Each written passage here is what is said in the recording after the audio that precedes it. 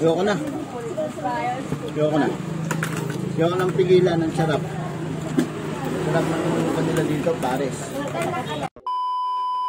What's up sa inyo mga kagayom? So yun na nga, dito kami sa aming talipapa kasama mga tropa. Kakatapos lang din ng ulan dito, sobrang lakas, grabe. At syempre, pag malamig ang panahon, maghahanap ka talaga ng sabaw, diba? At habang nagmumuni-muni ako, bigla na lang ako napaisip. Dali-dali ko na nga silang niyayar para magparis sa bayan. Ano boy, pares, G ka? G-boy. G-boy. Ikaw boy, G ka? G. Kitang-kita mo naman, G na G sila. Nag-aantayan lang naman pala na may magyaya. At habang papunta na kami, nabutan pa namin yung traffic dito sa tulay. Kitang-kita mo ng mga mukha nila, oh. Pangiti-ngiti na lang ba? Baka gutom yarn. At lalong-lalo na si Paring Guts, di makapaghintay eh. Tamo, diniretso na, wala pang gusay niyan eh. Ay nako pare, gutom na gutom, gustong manakit. At sa isang iglap, bigla na lang kaming nakarating sa aming destinasyon. At pinark na nga namin ang aming mga alaga para makapag-order na rin. At habang tumitingin nga kami ng ma-orderan namin, bigla na lang gumala yung cellphone ko at napunta kay ate. First, not a flower until they bloom. Like my first time living. Grabe ngiti naman yan.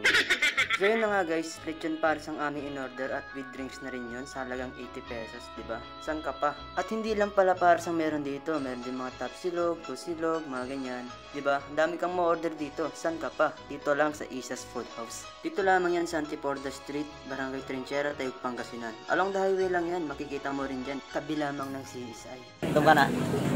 Gutom ka na, no? Halata naman eh. Mga nalaman yun dyan. At sa isang iglap dumating na ang aming order. Grabe, amoy pa lang ulam na. Talagang mapapadami ka ng rice nito. Solid tornado, overload. Ang sarap. Sarap, di mo pa natitikman eh. Hindi, masarap talaga. Masarap talaga, amoy pa lang no? Amoy parang lasap na. At habang hinihintay pa namin yung ibang order, may sinasabi rin sa amin si Paring Angelo. At ang sabi niya sa amin ay, May diwata sa Pasay, may diwata rin sa Tayo. Kahit tila sining sa museong di naluluma. So yun na nga mga kagayong, for the lamutak ng mga person, sa sobrang sarap mabibitin ka sa isang rice. Kaya mapapa-extra rice ka na lang. Kita nyo naman si Paring Guts, sa sobrang nasarapan, 3 rice agad. Busog now, high blood later. Guts, ano masasabi mo? Sarap. Sarap? Ang sarap ni Steven. Alam ko naman yun, Gats. Huwag mo nang sabihin yun. Masasabi mo? Ano masasabi mo? Ha? O masasabi mo?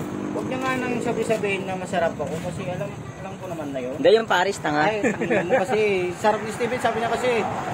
Sarap. Goods ba? Goods? Goods. So yun na nga guys, dito na magtatapos ang aming vlog for today. Sana magustuhan nyo ang aming walang kwentang video. O mga bata, sa susunod nating pagkikita, paalam!